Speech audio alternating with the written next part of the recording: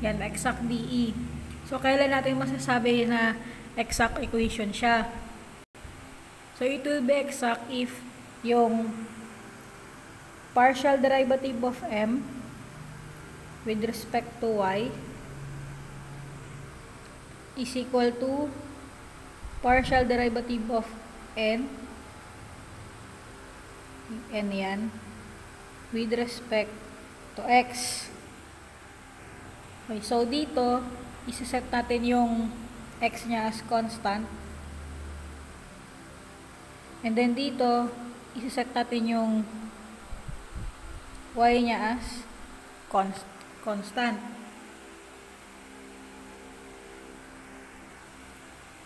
Okay, so ite-test natin siya. So, bakit ba natin siya tinitest kung exact? Kasi merong easier way. Mamaya ituturo ko kung ano yung technique or strategy na yon. So, ganito yung pag-test ng equation kung exact siya. So, yung partial derivative ng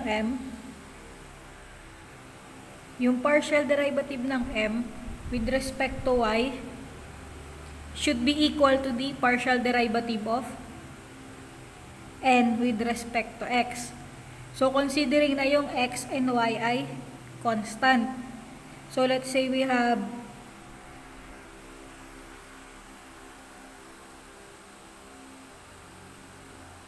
x plus 2y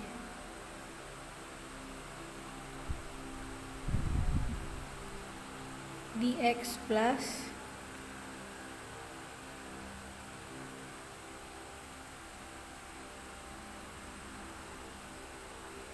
2x plus y dy is equal to 0. So, di ba ayan, m dx plus m dy is equal to 0. So, dito sa equation na to, ito yung m at ito yung n. So, ano yung partial derivative of m? Partial derivative of m with respect to y. Yung constant x. Yan. So, ano yung derivative ng x? Is equal to 0. Constant yung x, 0. Cancel na yan. And then, yung derivative ng 2y ay 2.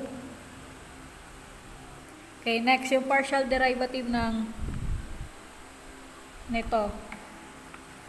So, partial derivative of n with respect to x constant ay y. So, ang derivative ng y is equal to 0 and then yung derivative ng 2x ay 2. So, therefore, sila ay exact. So, since nag-equal sila, ibig sabihin sila ay exact equation. So, kapag na-establish na natin yung exact DE or yung ating equation, so, bali ito, meron akong shortcut na ituturo sa inyo. So, yun, na-test na natin yung equation na siya ay exact. So, ito yung formula natin. Ito yung shortcut, yung formula natin. Integral of m dx y is equal to constant plus integral of n dy without x is equal to 0. Tapos, di ba dito yung y sinet mo na as constant?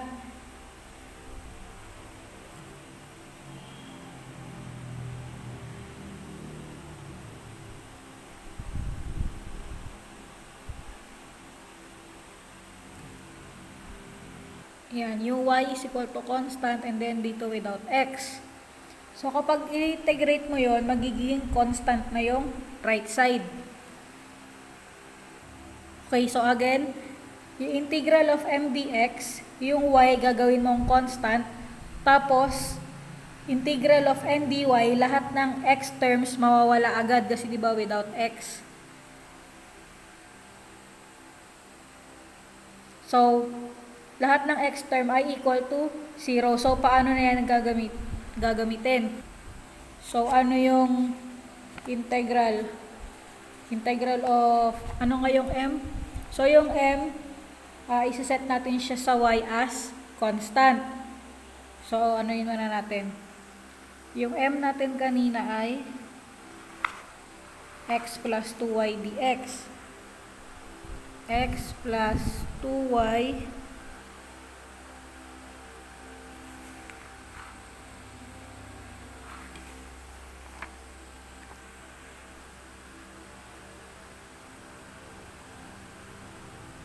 constant y yan plus na yung n natin 2x plus y and dy 2x plus y.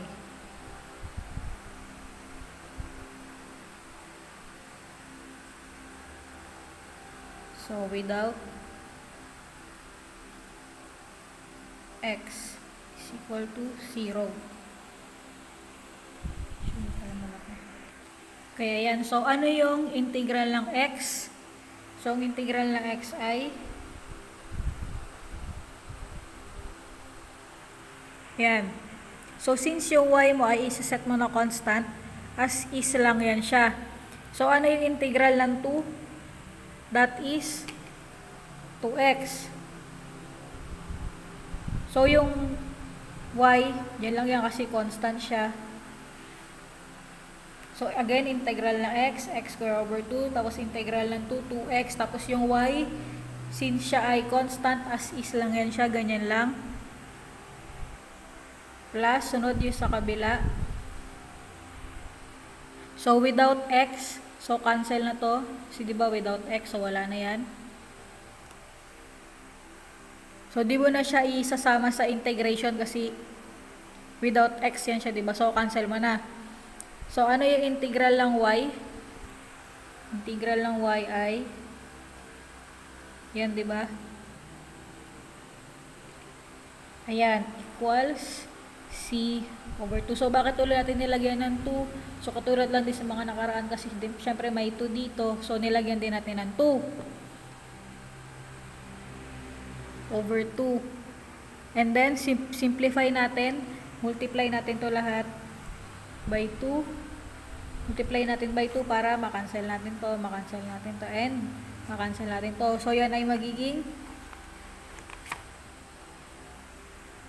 x squared plus 4xy plus y squared is equal to c.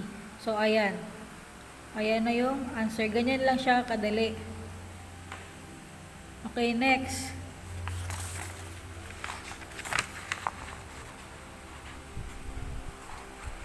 So, next naman ay 2xy minus 3x squared dx plus x squared plus 2y dy is equal to 0. So, yan yung next example natin. So, ano yung una natin gagawin? Una, i-check muna natin for exactness. So, yung partial derivative with respect to y. So, partial derivative of m with respect to y. X is equal to constant. Tapos, partial derivative of n with respect x saan y ay constant.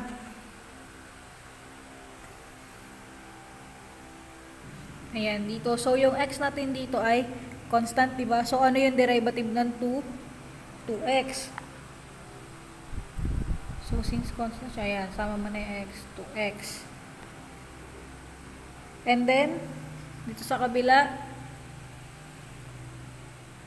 okay, wala na itong 3x squared na yan,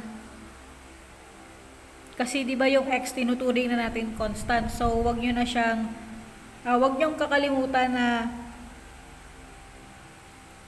sa derivation dito, yung constant is equal to 0 or cancel na siya agad. Okay, so yung derivative ng x squared I, and then itong constant na y ay 0 na. So again, pareho silang 2, sa kabila 2. Ibig sabihin, sila ay exact equation. So same pa din yung gagamitin natin. So integral of m dx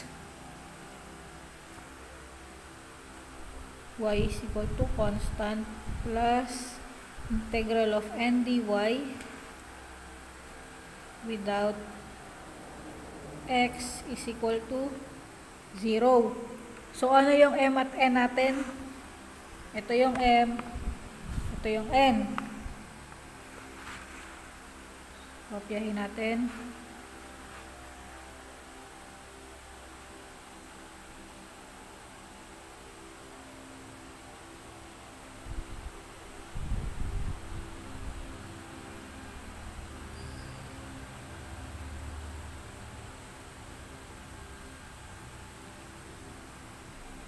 Plus, ano yung n?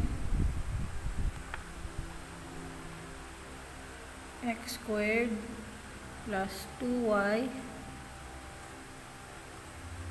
dy is equal to 0. Yan. Yan. So, ano yung integral ng 2x?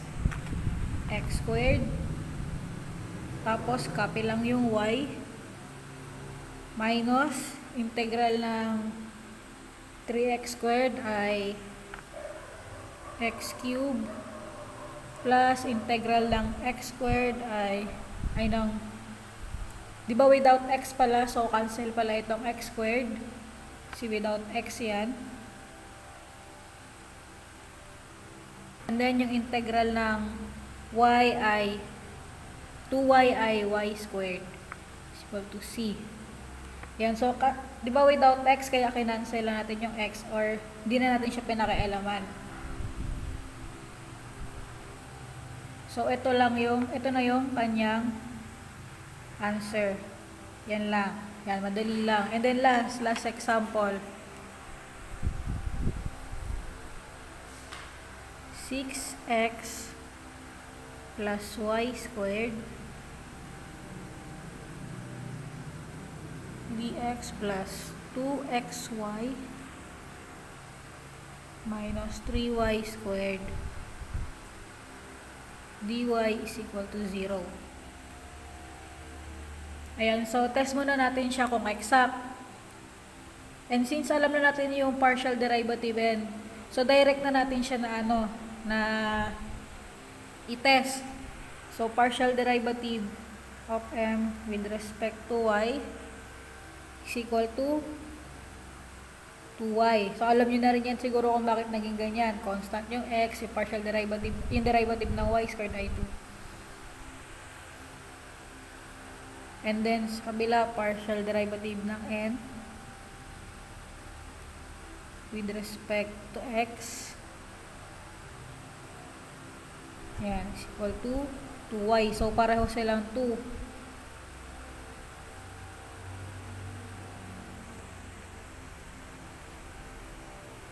So, di ba partial derivative ng m with respect to y, constant ang x, tapos derivative ng y squared ay 2y. Sa kabila, yung derivative ng n with respect to x, constant y, so wala na ito. Derivative ng 2x, 2 na lang, tapos lagay mo yung y, so this is exact. So, next, rekta na lang tayo sa formula since alam na rin naman natin. So, integral of m dx y is equal to constant plus integral of n dy without x is equal to 0. So, integral of m x 6x plus y squared dx plus integral of 2xy minus 3y squared dy is equal to 0. So, di ba yung y constant? So, ano ang integral ng 6x? So, that is 6x squared over 2. So, 6x squared over 2 is equal to 3x squared. Plus, constant yung y squared. Diba? So, ibig sabihin, kung constant yung y squared, lagay mo lang yung x. Kasi integral lang constant ay integral multiplied by x. Okay, ulitin ko ah. Diba constant yung y squared? Lagyan mo lang ng x kasi integral ng constant ay integral multiplied by x. So, lagyan mo